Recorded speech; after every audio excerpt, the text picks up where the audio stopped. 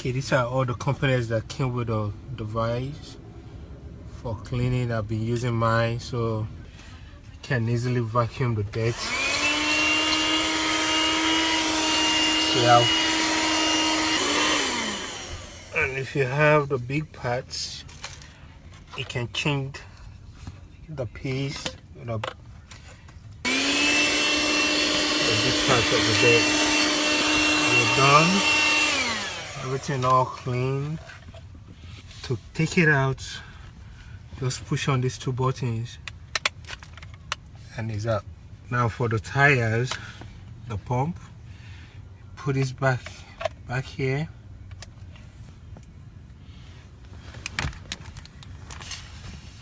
Then you push it back.